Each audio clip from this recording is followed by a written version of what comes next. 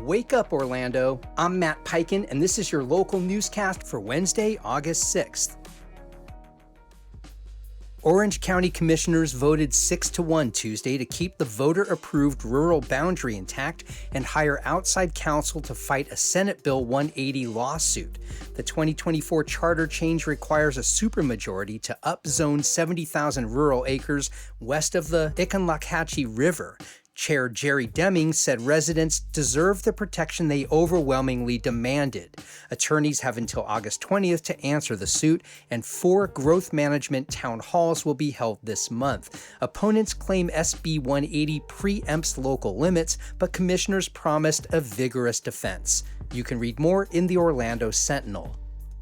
Orlando International Airport handled 5.9 million passengers in July, a 9% jump driven by new JetBlue London flights and resurgent Brazilian tourism.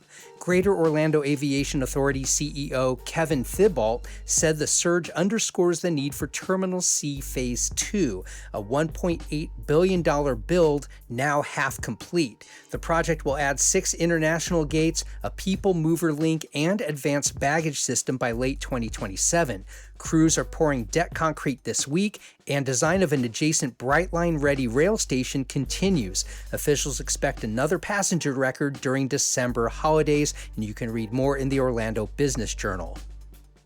Universal Destinations and Experiences released new aerial footage of Epic Universe's Celestial Park, showing finished track for the dual-launch Stardust Racers coaster and steel rising for the 500-room Helios Grand Hotel.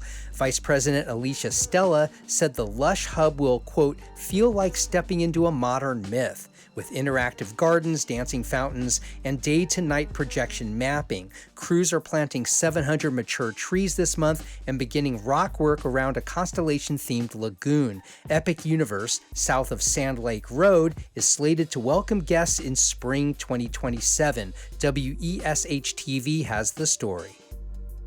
Auditors from Florida's Department of Governmental Efficiency started an on-site review yesterday, loading 5 years of payroll, contract, and purchasing files for analysis. State Chief Financial Officer Blaise Ingoglio, appointed by Governor DeSantis, said the, quote, cursory review will target property tax growth and what he called government excesses. The 50-item request spans contracts over $10,000, bonuses, diversity training costs, and even traffic calming devices. Mayor Jerry Demings argued booming population, up 81,000 since 2020, drives higher service demands. Findings, due in 60 days, could bolster DeSantis' push for millage rollbacks. The Sentinel has the full story. And Orlando has secured an $8 million federal emergency management agency grant to replace 1950 storm drains in flood-prone Parramore. City engineer Andrea Ruiz said century-old clay pipes will be swapped for box culverts and smart sensors that trigger real-time street closure alerts. Work, beginning in October, targets 7 blocks around South Street where downpours regularly strand cars and threaten homes. Ruiz expects ponding to drop, quote, from hours to under 30 minutes after completion next summer. The project matches $2 million in local paving funds already budgeted for the neighborhood this year. You can read that story at WMFE. That's all for today's newscast, but you can wake up right here every weekday morning for all the latest Orlando headlines and news briefs. I'm Matt Peiken. We'll see you next time.